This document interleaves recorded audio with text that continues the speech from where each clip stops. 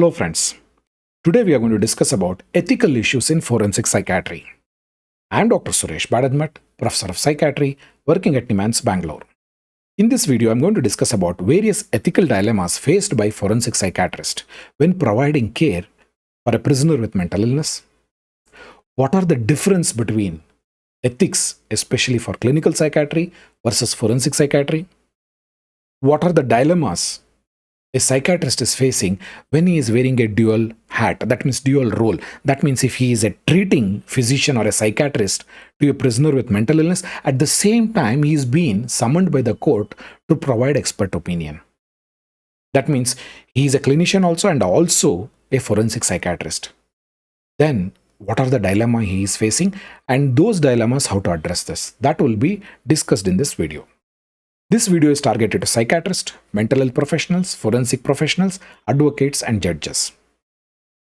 Here, I'll be starting my video by comments made by Dr. Alan A. Stone. He is a psychiatrist. At the same time, he is also a faculty in the law college. He is a faculty of law and faculty of medicine from Harvard University. He made certain critical comments during 1982 annual meeting of American Academy of Psychiatry and Law.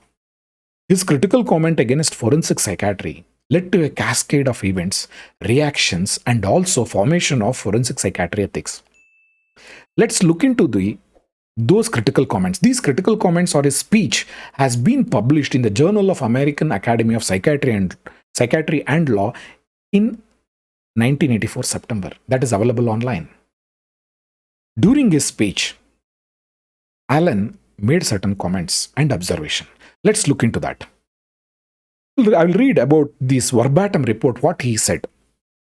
Alan says like this: I am not a forensic psychiatrist.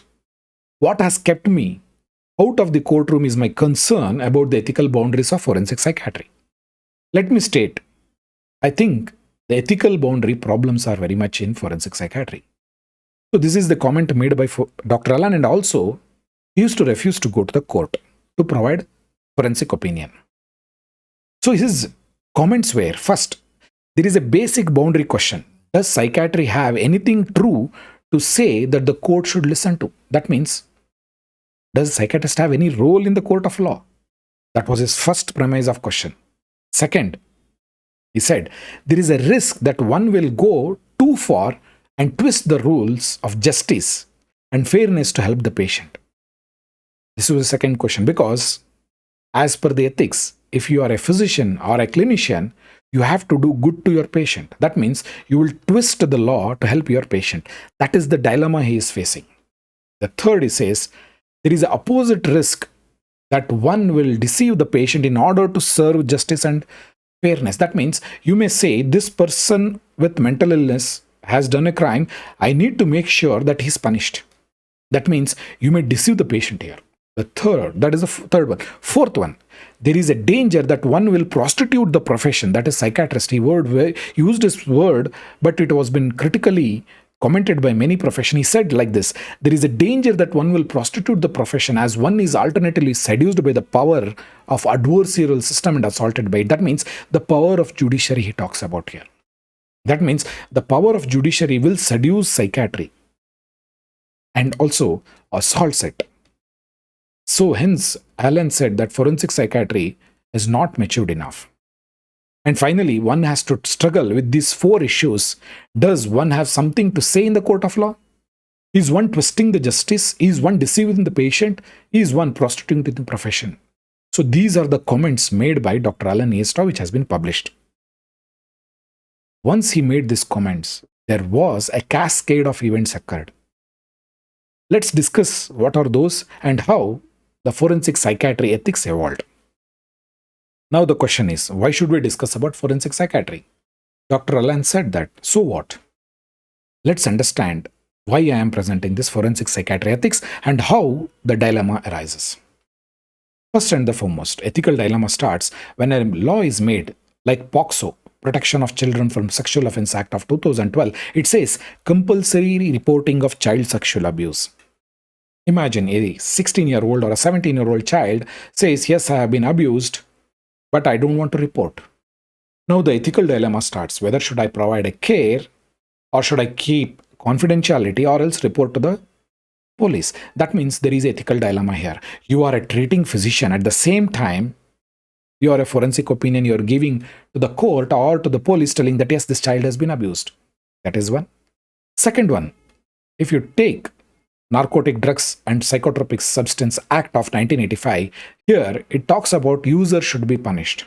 That means if a person who is using illicit drug, that means which are regulated under NDPS Act, he is punishable. Under this NDPS Act, the person who manufactures it, the person who grows it, the person who harvests it, the person who transports it, who sells it, who uses it, all are punished under this act. Suppose a person who is using cocaine comes for treatment. Should I report? If the police is asking a list of patient's name who has been treated for cocaine or opioid in your hospital, should I provide or not? You are a clinician, but at the same time, the law mandates that you have to report. And you have to, in the court of law, say that yes, he is using it. That is the third one. Second one. Third one, intellectual disability. A person with mental illness is in conflict with law. What should we do? Should we say he is having intellectual disability? You are a treating physician. At the same time, you say, no, his liberty has to be curtailed because he's dangerous. At one hand, you are talking as a physician. At the same time, you will be becoming a forensic psychiatrist. The next one is fitness to rejoin duty. Imagine a person who is working as a railway guard, maybe a bus driver or a railway driver or a locomotive pilot as a railway. Now, he had a mental illness. Now he wants to rejoin the duty. Now you are afraid. You are a clinician, you have treated him, but you are afraid he may meet with an accident or you may not give him a job. Now you are as a clinician, what will you do? At the same time, the other one is fitness to stand trial. A person who is in conflict with law, now he has to undergo trial. Now you are a clinician, you have treated him. You have to do or act in the best interest. Whether he is fit to stand trial or else he is not fit. Will you go with the justice or will you go with the patient? Mental illness and divorce. A person with mental illness is creating havoc in the family. He is refusing to take medication. His spouse or her spouse wants divorce. Will he go with the patient or with the spouse telling that no, the divorce has to be given? Now again, as a clinician, where you should end up? At the same time, mental assessment of a prisoner, a person who is fasting because he is not getting justice. And this is the common scenario we are facing, where he says, until my case is heard, I'll go for fasting till death. Now, the prison authorities wants to be assessed for his mental illness. Should we assess or not? And should we say that he is mentally ill or not mentally ill? Should he be treated or should he be force feeding has to be done? At the same time, insanity defense. Section 84 of Indian Penal Code. Should we provide treatment? If you provide treatment, should we say that no, he should be allowed to walk away, violating the rights of the victims? That means, on one hand, we are talking about the rights of the accused, at the same time, rights of the victims. Where should we balance? These are the ethical dilemma will start coming in. At the same time, nowadays, there is mental health assessment of a death row prisoner. Before a person is hanged or a death sentence is given, a psychiatrist is called for his assessment to say whether this person does not suffer from mental illness. Now the question comes, imagine a prisoner is going to be hanged in a few days and he comes to know he is going to be hanged. He's very anxious, he's depressed, he's agitated. What will you tell? You'll tell the court he's depressed? No, he has adjustment disorder. You should not give hanging or you should not give him death penalty. So these dilemma will come in now. So whether a doctor should get involved in such an unethical practice is a question which has been raised by World Medical Association. Not only that, American Psychiatric Association says that we should not get involved in any kind of either euthanasia or else in death penalty. However, at present in India, we have not taken any stand on this issue. the ethical dilemma continues to prevail. Further, if you're doing a preliminary assessment for a juvenile, that is under Juvenile Justice Act, if he has committed a crime as a child, maybe at the age of 16 to 18, if he's in the age of 17, has committed a crime, and it may be a heinous crime, now you have to certify, yes, this person had the mental and physical capacity to commit a crime. He will be tried as an adult. Are you comfortable doing a preliminary assessment? Mental fitness for adoption. A couple will come and they say, please examine the mental fitness of the couple. Mental fitness for organ donation. Mental fitness for sexual reassignment surgery, especially in transgender. Mental fitness for giving evidence. Imagine a child or maybe an intellectual disability, women have been abused. Now you have to give a fitness whether the person is fit or not fit to give evidence in the court of law. Mental fitness for taking care of the property under RPWD Act, whether it is a plenary guardianship or limited guardianship. You are now not only providing a clinical opinion, you also should work with the court to see the larger justice prevail. That means now there is a conflict with providing a care to a patient versus public interest. So most of you look at this, assessments are retrospective in nature. The prospective assessments are very few. And again, you want to do a prospective assessment, you need to admit a patient. And when you admit a person with mental illness maybe in the hospital, you have to examine closely. Do we have so much of resources? Do we have forensic psychiatrists across India? So these are the questions we need to be answered. Before we move further, let's discuss about the definitions. Definition as an ethics. What is ethics? The Cambridge Dictionary says like this: a system of accepted beliefs that control the behavior, especially such as system-based morals. What are these morals what we are talking about? Is moral principle of a person, what is good or bad, what is right or wrong, and it is based on the value system. That is called as ethics. So once you know about the ethics, which is good or which is bad, once you get codified, it becomes a law, codified into a legislation. So it becomes a law. The ethics which are not codified, but it remains in the domain of right or wrong, good or bad, that becomes the ethics.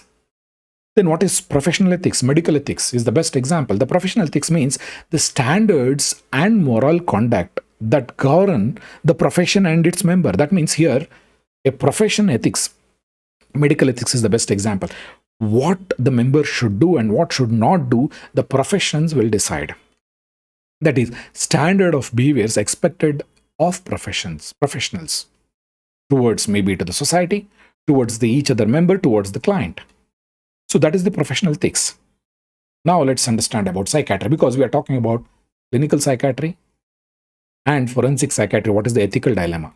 Psychiatry is the branch of medicine focused on diagnosis, treatment, and prevention of mental and emotional behavioral disorders. Here, the psychiatry revolves around diagnosis, treatment, and prevention.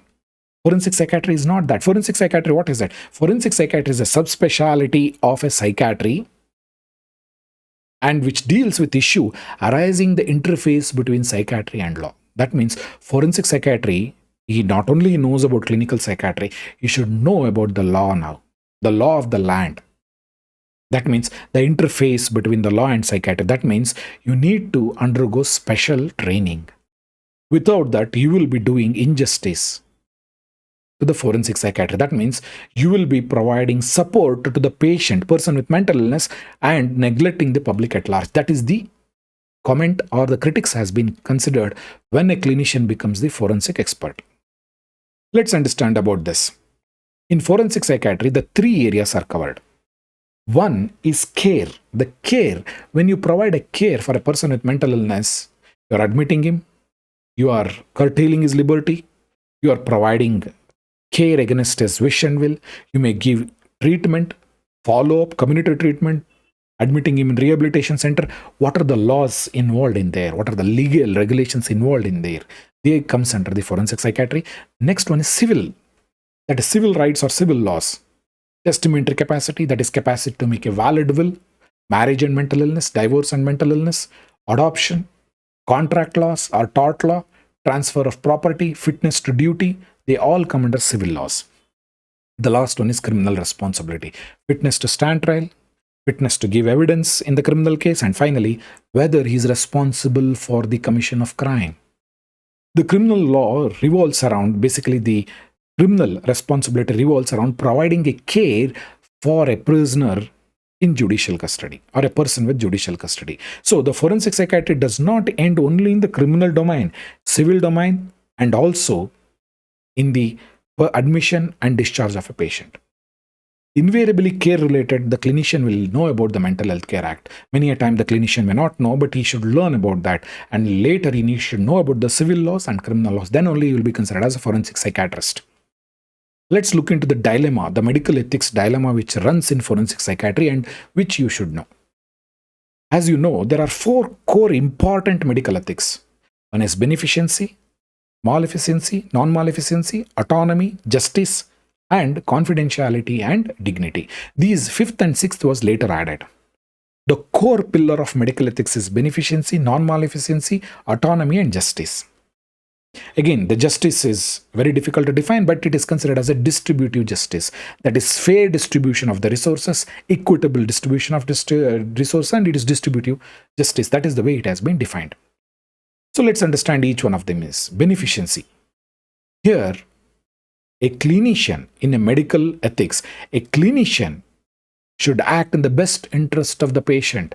You have to work for the benefit of the patient at any cost. That is the medical ethics. But in forensic psychiatry, you may give a certificate against him and he may be punished in the court of law. That means you are harming the patient. That starts merging with non-maleficency. That means do not do harm. You are providing an assessment report to the court. He may be punished. He may be given death sentence. So these non-maleficency comes into picture. Even for a fitness to duty, if you are giving that he is fit to do a duty or he is not fit to your duty, you are doing something harm to him. The third one is autonomy. Take consent before treating him. Now the question comes is, if a person with mental illness is there and he refuses to give consent, will you treat him against his wish? And will again there is a medical ethics. The dilemma starts. Justice. Again in forensic psychiatry, if you look at this, distribution of resources. In India, if you consider, many poor people, they do not have access to mental health care. That means access to mental health care is very difficult because of the basically human resources are very less. But at the same time, a prisoner who has been arrested, may be convicted or under trial prisoner, he is a judicial custody. That means he's a judicial guest. That guest, when he comes at any time, 24/7, the doctor needs to examine him. Use all his resources. You need to admit, if there is no beds, you have to make beds. That means you are again violating the justice as a medical ethics. Confidentiality. You have to uphold the confidentiality. But in the court of law, you may have to give information to the judiciary. That means you are violating again a medical ethics. Dignity. Respect for human being. This again, one example I can give you. We had a case where a person with mental illness killed a child the child was hardly 1 year old. He killed the child in a gruesome manner. Now, as a human being, as a psychiatrist, will you be able to empathize with him? Will you be respecting him as a human being? Becomes very difficult. It is very easy to theoretically to discuss. When you start examining the person and you have to empathize with him, give medicines to him, treat him, what will happen to you? That means respect for human being will stay or not stay. It's a professional, it is easy to discuss, but when you treat such person, it will be very, very difficult. So there the dilemma starts creeping in. So let's discuss about this clinical psychiatry ethics versus forensic psychiatry. Although I have mentioned them, but let's list them. So on one side, you can see the clinical psychiatry ethics. On the other side is the forensic psychiatry. I discussed about beneficency, non-maleficency, autonomy, and justice. In forensic psychiatry, there are 4 important ethics have been enumerated under the American Academy of Psychiatry and Law. That is consent, confidentiality, honest and objectivity, and qualification. You have to take consent. But however, when there is a judicial order, you need to go ahead without taking some time consent. If the patient continues to be saying that I will not give consent, you may have to the report telling that he is not giving consent for examination. That is important, and it is valid under ethics. Confidentiality. Although you need to keep all information with regard to a patient confidential, but however, you need to explain the patient or a prisoner with mental illness that I'm doing an assessment and confidentiality cannot be sustainable here. And I may have to report to the court, but however, I will report such information which is very important to the court. That confidentiality clause is there. That is with regard to ethics in forensic psychiatry. Honesty and objectivity. Here, you will not have a relationship with the patient. You will be objective in nature. You will be more of doing assessment, not a clinical psychiatrist. You are a forensic psychiatrist. That means there should be a separate clinical psychiatrist and forensic psychiatrist should be separate. Suppose you are treating a prisoner with mental illness. As a clinician, invariably you will have empathy towards him.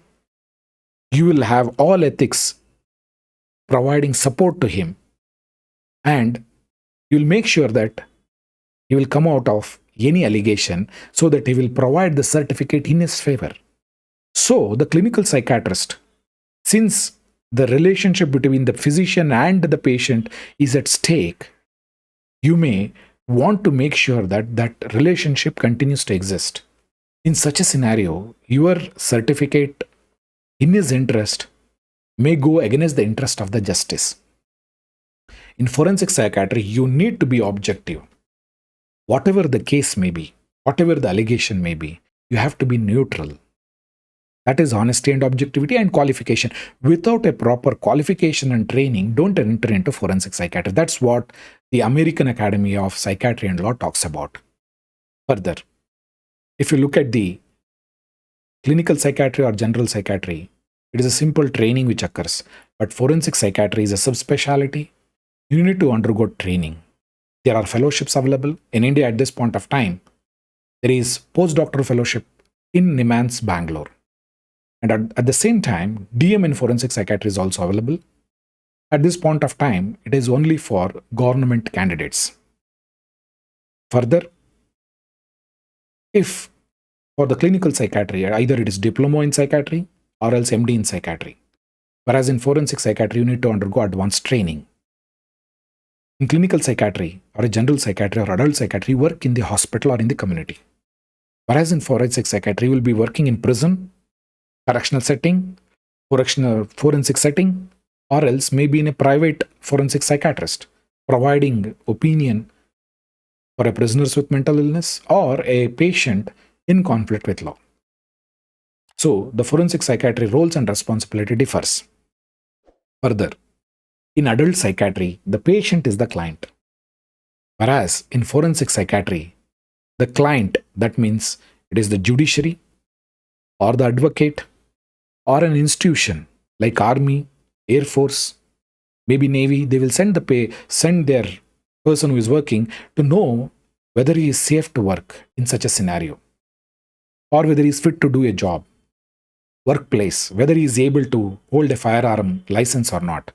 Sexual reassignment surgery. So that means your job will be in the larger interest of the public. And you have to maintain objectivity as much as possible. That is the ethical dilemma here. Here in clinical psychiatry, confidentiality is prime. You will not reveal about your client to anyone.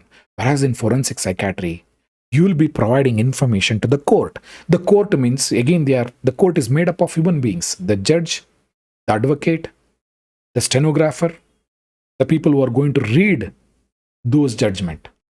So, confidentiality is not absolute in forensic psychiatry. In clinical psychiatry or adult psychiatry, empathy plays a crucial role. In forensic psychiatry, there is nothing called as empathy here. Empathy comes in the way of assessment. Not only that, countertransference. Imagine you are assessing a person who has raped a child. You will become very angry with him. And you want to make sure that he is punished and he never comes out of the prison. That is the way your emotion comes. But you have to strive objectivity so that you will not have emotion towards him. That's the way the forensic psychiatry is. That is the reason that is considered as forensic psychiatry empathy. Forensic psychiatry empathy means you are going to discuss about the person's difficult emotional behavior. But it may be difficult to put yourself in his place. Imagine he has killed a child, or else he has killed his wife or his mother, or maybe 3 or 4 family members.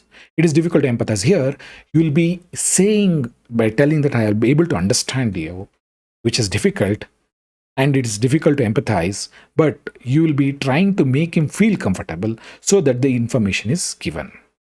Further, here in clinical psychiatry, aim is to treat and rehabilitate the patient. In forensic psychiatry, the aim is to provide justice, deliver justice, assist the court.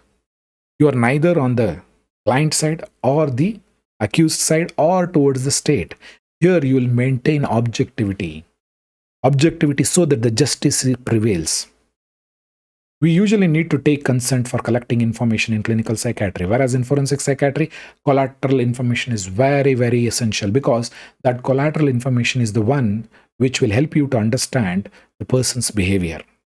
Further, in clinical psychiatry or adult psychiatry, individual rights prevail, whereas in forensic psychiatry, it is the community rights or the collective rights prevail. That means public interest prevails. That means you have to balance between the individual rights versus the public rights. It may be the right of an individual who is accused versus the right of the victim or the survivor's family members or the survivor. That means you have to balance there. You have to see the justice is delivered. That is the role of forensic psychiatry. In clinical psychiatry, it is a single role. Whereas in forensic psychiatry, especially in India, in developing countries, the treating clinician also will become the expert witness. That is unfortunate. And that person will go through an emotional turmoil, whether I should support the patient or I should support the justice. That turmoil will cause a lot of anguish, lot of anxiety in psychiatrist. To conclude, my dear friends, clinical psychiatrist needs to understand there is a huge difference between a clinical psychiatry and forensic psychiatry. You may say, I am the clinician. Yes, of course you are a clinician. Then don't work as a forensic psychiatry. If you are working as a forensic psychiatry, understand there is a dual role you are playing, and one role should not come in the way of others' role. That means clinician role should not come in the delivery of forensic psychiatry role. That means we end up doing injustice to the victims, to the survivors, to the public at large, without providing justice. That means the forensic psychiatrist neutrality is very essential. You may talk about empathy, but in forensic psychiatry, neutrality plays a very important role. Objectivity should be there, and you need to speak with the data. At the same, one need to understand the basic principle and ethical conflict which arises when you are a forensic psychiatrist, because the doctors are trained to be beneficial, non-maleficency, justice, and also respect as a human being for the patient, and do no harm to the patient. It is the basic tenet of medical ethics. But in forensic psychiatry, we deviate from there. There comes the huge suffering for forensic psychiatrists, and you need to understand that as far as possible to avoid this, you need to avoid dual role. But at this point of time in India, it is very difficult. There are hardly few forensic psychiatrists across India. It may be in maybe 100. More than that, we don't have forensic psychiatrists who are trained both in clinical psychiatry and forensic psychiatry. When we have less forensic psychiatrists, how can they assess so many people across the prisons, across the law, the prisoners with, or a person with mental illness in conflict with law?